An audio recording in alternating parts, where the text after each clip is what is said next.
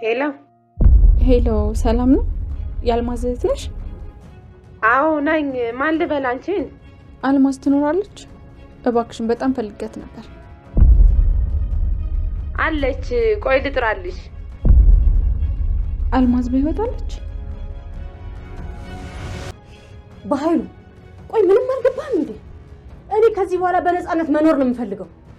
ይኸውልህ አንዴ ስለተስማማንና እኔ በነፃነት መኖር ስለምፈልግ 1 ወር ብቻ ሰጥቻለሁ። 1 ወር ብቻ። እችን 1 ወር ተደብቄ እኖራለሁ። ከዛ በኋላ ግን በፍጹም ነፃነቴን በብር ልትገዛኝ እንዳትሞክር። ይሄኔ አንተም ባላቀህ ኖሮ ልጄን ከመሞት በፊት አገኘው ነበር።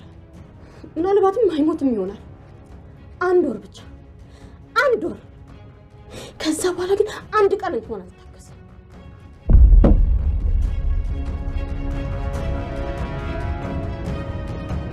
ምን ሆነሻል? ደህና ነሽ? እትዬ ምን አይተሽ ነው? ደህና ነሽ? አይዞሽ በቃ ትጨናነቂ፣ እኔ መጥቻለሁ። አለቀልኝ በቃ።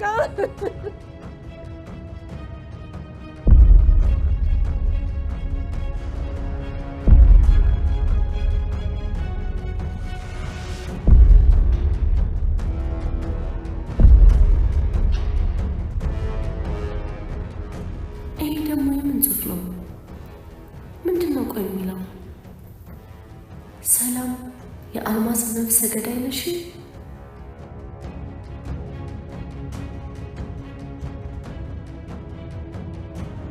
ወይኔ አምላኬ!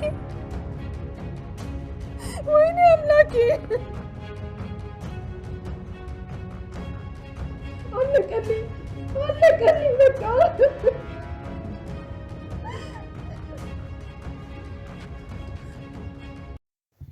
ሰላም ውዴ ቻናሌ ቤተሰቦች እንዴት ናችሁልኝ? እንዲሁም የአደራ ድራማ ተከታታዮች ደህና ናችሁ ወይ?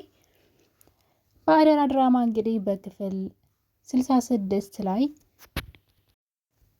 ብሌን የወይዘሮ አልማዝን በህይወት መኖር አውቃለች ማለት ነው። እንግዲህ እንደሚታወቀው አቶ በኃይሉ የአልማዝን ሞት መጠቀሚያ አድርጎ እህቱን ማሰቃየት ጀምሮ ነበረ። ነገሩ ትንሽ ጊዜ ተረስቶ ነበረ። እንግዲህ የአልማዝ ጉዳይ እንዴት ተረሳ? እንዴት ሰውን ያክል ገለው ይሄ ጉዳይ ተረሳ ብለን ነበረ። ነገር ግን በኃይሉ ለራሱ ጉዳይ ሲል እንግዲህ የአልማዝ ጉዳይ እንደ አዲስ ተነስቷል። ይሄ ነገር ለሰላም በጣም ይጠቅማታል። ነፃነቷን የምታውጅበት ይሆናል ማለት ነው። ሰው ገድያለሁ እያለች በጸጸት እራሷን ስትጎዳ ከምትኖር አሁን ላይ አለመሞቷን የምታውቅበት ጊዜ የደረሰ ይመስለኛል። እንግዲህ እንደሚታወቀው ወይዘሮ አልማዝ ለብሌን እናት ተብላ በአቶ በኃይሉ ተንኮልና በቃል መሰረት ነው ወደዛ ቤት የመጣችው። ነገር ግን እንግዲህ ሌባ ምንድን ነው ሲሰርቅ ይስማማል፣ ሲካፈል ይጣላል ይባላል እና ቃልና ወይዘሮ አልማዝ በመጨረሻ አልተስማሙም ነበረ ለብሌን እናት ሆና ከመጣች በኋላ። ነገር ግን ቃል እንግዲህ ዳግም ይሄን ነገር ለማጣራት መጀመሪያ ቃል ስልክ ስታወራ ዳግም ሰምቷት ነበረ። ይህች ገረድ እኮ እናቴ ናት ብላ በሷ ቤት አንዲት ሴት አምተን እናትሽ ናት ብለን እያለች ስልክ ስታወራ ዳግም ይሰማትና ይህን ነገር ለብሌን ይነግራታል። ሴትዋ ናትሽ አይደለችም፣ ወጥመድ ነው ተጠንቀቂ ቢላትም እንደምታውቁት ብሌንና ሰላም ጸባያቸው አንድ አይነት ነው። ነገሮችን በፍጹም በሌላ አቅጣጫ ማየት አይፈልጉም። ያዩትን ነገር ራሱ ማስተዋል አይፈልጉም። አውቀው ይሆን እንዴት እንደሆነ አንዳንዴ ግራ እስኪገባኝ ድረስ ነው። እናትና ልጅ አንድ አይነት አመለካከት ነው ያላቸው። ታዲያ ዳግም ይህን ነገር ነግሯት ነበረ አልማዝ እናቷ እንዳልሆነች እና የአቶ በኃይሉና የቃል ወጥመድ እንደሆነ ሲነግራት፣ እሷ ግን እንደውም ዳግምን በጥፊ ነበር የመታችው። በስንት ዘመኔ ያገኘዋትን በስንት ጸሎት ያገኘዋትን እናቴን ጭራሽ እናቴን መናገር ጀመርኩ በማለት ዳግምን በጥፊ ትመታዋለች። እና ዳግም በሰዓቱ በጣም ይናደዳል።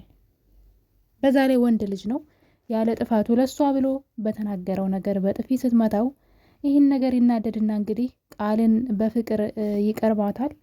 ቃል ደግሞ ትንሽ ነገር ነው የምትፈልገው ወደሱ ለመሄድ፣ ምክንያቱም እሱን በጣም ተወደዋለች። ታዲያ ይህን ተጠቅሞ ዳግም እንግዲህ ቤቱ እራት አዘጋጅቶ ነበር የጠራት።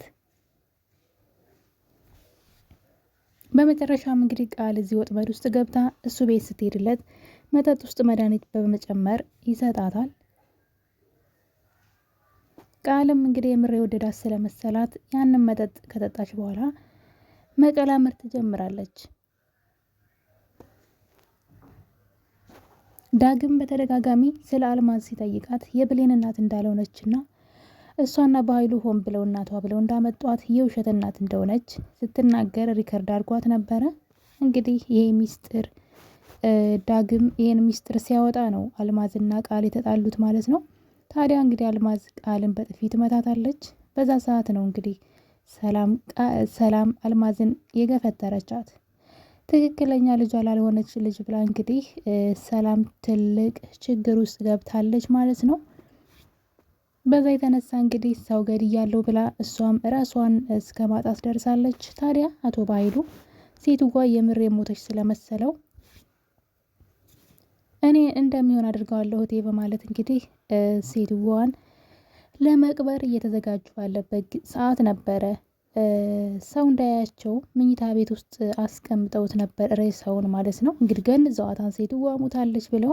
ታዲያ ቃል ሽቶ ልትቀባ ይህ ነገር ሽታ እንዳያመጣ ስንት ቀኑ ብለው ሽቶ ልትቀባ ወደ መኝታ ቤቱ ገብታ ነው እንግዲህ አልማዝ ስትንቀሳቀስ ያገኟትና በሰዓቱ እንግዲህ ማንም ሰው አብሯቸው አልነበረም። ቃልና አቶ በኃይሉ ብቻ ነበሩ። ስለዚህ ይህ አጋጣሚ መቻቸውና አልማዝን እንደ አዲስ እንደ ሞተች እንድትመስል አድርጎ ከቤት ልቅበር ብሎ ነው ያወጣትና ከዛ በኋላ እንግዲህ ይህንን ተጠቅሞ የገቢ ምንጭ ትሆኛለች ብሎ በጣም ብዙ ብር ነው ያወጣባት በነገራችን ላይ ለአልማዝ ማለት ነው። እናም በመጨረሻም እንግዲህ አልማዝ የሆነ ሰዓት ላይ ቃል አቶ በኃይሉን ታሳስረዋለች። ነገሮች የተመቻቹላት ሲመስላት ማለት ነው። የሰላም ንብረት ወደ እሷ የተጠጋ ሲመስላት፣ ሰላም ደግሞ ንብረቱን በወራሽ ልታደርጋት ስትዘጋጅ ነበረ ቃል በያዘችው ፋይል አቶ በኃይሉን ያሳሰረችው። ምክንያቱም ገንዘቡን እንዳይካፈላት ማለት ነው። አቶ በኃይሉን አሳስራ ሰላምን ልትገል ነበረ ሀሳቧ። ታዲያ እንግዲህ አቶ በኃይሉ ሲታሰር ወይዘሮ አልማዝ የገንዘብ እጥረት ይገጥማታል ማለት ነው። አቶ በኃይሉ ጋር ስትደውል አላነሳላት ሲል ነው እንግዲህ ቀጥታ ሰላም ቤት የመጣችው። ሰላም ቤት በመጣች ጊዜ ነበረ ዳግም ያያት ማለት ነው። ተሸፋፍና መታ ዛሬውኑ 300 ሺህ ብር ዛሬውኑ ብር ካልሰጣችሁኝ 200 ሺህ ብር ነው የጠየቀቻችሁ ማለት ነው። በኃይሉ በሰዓቱ ታስሮ ስለነበረ ከሰላም ላይ ነው እንደውም ማስፈራርተው 300 ሺህ ብር የተቀበለዋት። ታዲያ ያኔ ወይዘሮ አልማዝ አገር ሰላም ነው ብላ የሄደች ያለ ድንገት ዳግም መንገድ ላይ ያገኛትና ያያታል። እንግዲህ እንደ ሞተች ነው ይች ሰው የሚያውቀው ማለት ነው። ባያት ሰዓት ዳግም በጣም ደንግጧል። የት ነው ማቃት በማለት ቆም ብሎ ማስታወስ ይጀምራል። ታዲያ ሰላም ገፍትራ የጣለቻት ሴትና እሱ ደግሞ ቼክ ሲያደርጋት ሞታለች ብሎ ያላት ሴት የቀበሯት ሴት በህይወት መኖሯ በጣም አስደንግጦታል። ተከትሏት ሁሉ ነበረ፣ ነገር ግን ሊያገኛት አልቻለም።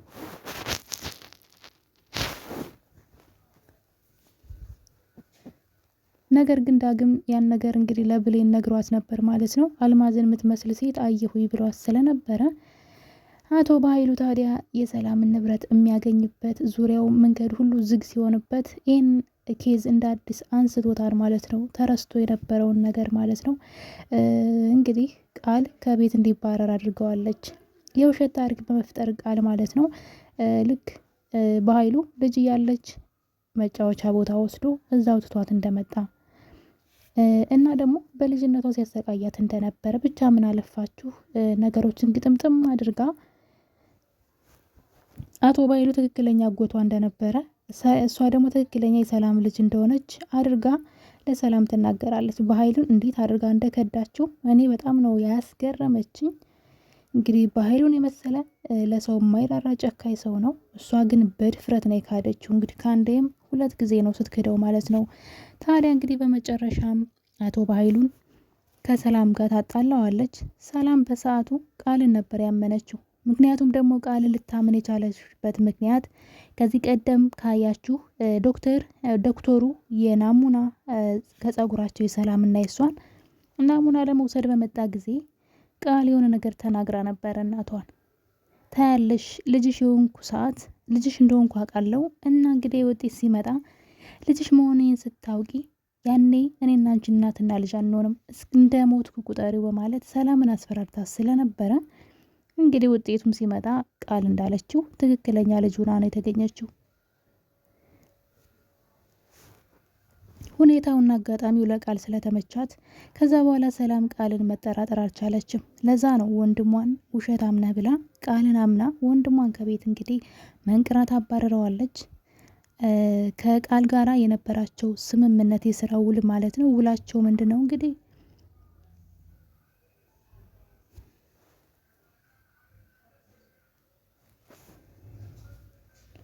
እሷ ሰላምን ትገላ መጀመሪያ ንብረቷን በስሟ ካደረገች በኋላ ማለት ነው። በጣም ብዙ ንብረት ነው ያላት ሰላም። ንብረቷን ሁሉ በስሟ ካደረገች በኋላ ከዛ በኋላ እንግዲህ እሷን ደግሞ ወራሽ አድርጋ ልጇ ስለሆነች ካስገባች በኋላ ነው ሰላምን መግደል የሚፈልጉት።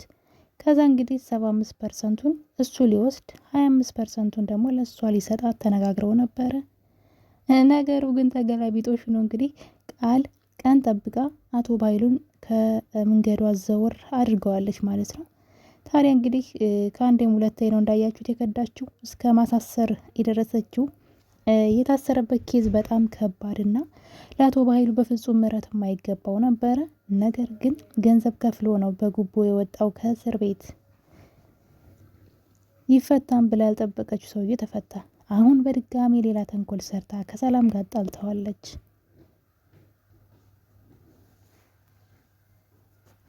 ለዛም እንግዲህ በኃይሉ ገንዘብ የሚያገኝበት መንገድ ጠፍቶታል። እናም አንድ ነገር ትዝ አለው፣ የአልማዝ ጉዳይ። አልማዝ የገንዘቡ ምንጭ እንደምትሆንና ሰላምን እያስፈራራ በአልማዝ ገንዘብ እንደሚያገኝ አስበዋል ማለት ነው። ለዛ ነው ኬዙን ያነሳው። ታዲያ ይሄ አጋጣሚ ለሰላም በጣም አሪፍ ነው። ለጊዜው ብዙ ነገር ውስጥ ልትገባ ትችላለች፣ ነገር ግን ነፃነቷን የምታገኝበት ነው። ያልሞተ ሰው ሞተ ተብሎ አሁን ላይ ብዙ ነገር ስላጨናነቃት ልትረሳው ትችላለች እንጂ የሆነ ሰዓት ማስታወሱ አይቀርም። ሰው እንደገደለች ስታውቅ እንዴት ሰላም ኑሯት አትኖርምና። ስለዚህ በኃይሉ ያደረገው ነገር ለራሱ ጥቅም ቢሆንም ነገር ግን ሰላምን በጣም ነው የሚጠቅማት ማለት ነው። ታዲያ እንግዲህ አቶ በኃይሉ እነዚህን ነገሮች ተጠቅሞ ሰላምን ገንዘብ ጠይቋት ነበረ። እሷም እንግዲህ ከኔ 74 ሳንቲም አታገኝም፣ አይነን ማየት አልፈልግም ብላ ከአካባቢዋ ብታባረረውም እሱ ግን የአልማዝን ነገር በማንሳት ምን ነው ወደሽ ሳይሆን በግዴት ትሰጭኛለሽ፣ ያለዛ አልማዝን እንደገደልሻት ለፖሊስ ሂጄ አመለክታለሁ ይላታል። ታዲያ ሰላም እንግዲህ ላንተ ከምሰጥህ ብታሰር ይሻለኛል ብላ እምቢ ብላለች። አሁን ላይ በጣም ጎበዝ ሆናለች ሰላም ማለት ነው። እምቢ ማለቷ ነፃነቷን የምታገኝበት ጊዜ ይደርሳል። እሱ በየጊዜው ገንዘብ እየሰጠች የሰራችውን ወንጀል ከምትደብቅ ፊት ለፊት መጋፈጡ አሪፍ ነው ብዬ አስባለሁ። ለዛም እንግዲህ አልሰጥህም፣ እስር ቤት እገባለሁ እንጂ በዛ ላይ አደጋ እንጂ ሆን ብዬ አይደለም በማለት በኃይሉን ብታባርረውም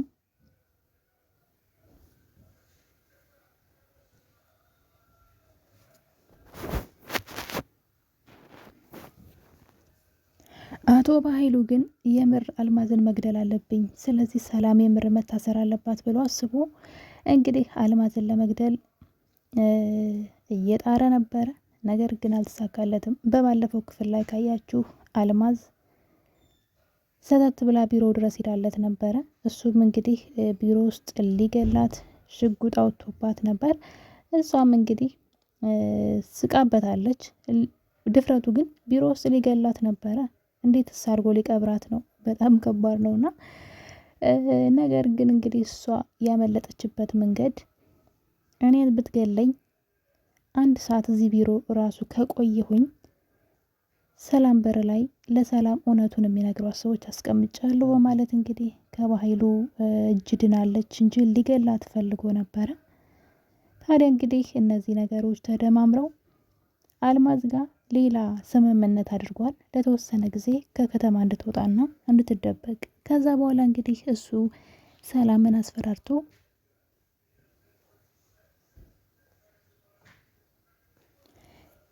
ከሰላም ገንዘብ ከወሰደ በኋላ እንደምትመለስ ተነጋግረው ነበረ።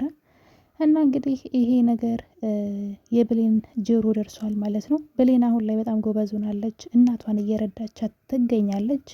ታዲያ እንግዲህ ሰላም እንደ ቀድሞዋ መታመም ስትጀምር ጭራሽ ቤቷ ውስጥ በቀይ ቀለም አንቺ ነፍሰ ገዳይ አልማዝን ገለሻታን የሚል ጽሁፍ ተጽፎ ታገኛለች። እንግዲህ ወይዘሮ ሰላም በዛ የተነሳ እንግዲህ እንደ አዲስ ታማለች። ይህን ነገር የተመለከተችው ብሌን ብዙ ነገሮች ወደ አእምሮዋ እየመጡ ነው። በኃይሉ ለምንድን ነው በወይዘሮ አልማዝ እያስፈራራት ያለው?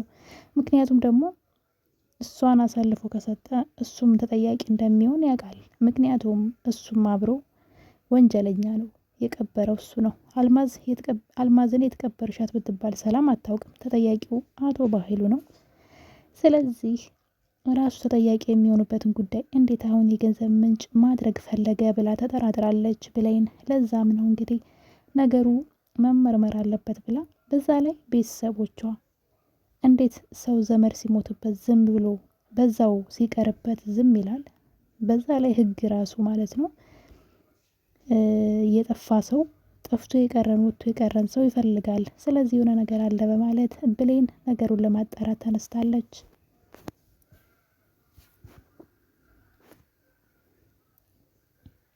በዛም እንግዲህ የተነሳ ወደ እናቷ ቤት አምርታ ስልኳን አግኝተዋለች። የአልማዝን የእህቷን ቁጥር ማለት ነው። ታዲያ ቀጥታ ስትደውል የአልማዝ እህት አንስታ የአልማዝ እህት እንደሆነችና አልማዝም እቤት እንዳለች ልትጠራላት እንደሆነ ቆይ ልጥራልሽ ብላት ነው እንግዲህ ያለቀው የባለፈው ክፍል ማለት ነው።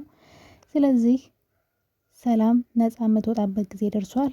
በኃይሉ አሁንም ገንዘብ ማግኛ መንገዶቹ ዝግትግት ብለውበታል ማለት ነው። በእርግጥ ይህን ኬዝ ቃልም ታውቃለች፣ መናገር ስላልፈለገች ነው እንጂ አልማዝ በህይወት መኖሯን ታውቃለች። ውድ ቤተሰቦች እንግዲህ አደራ ድራማ ክፍል 66 ይሄን ይመስል ነበረ።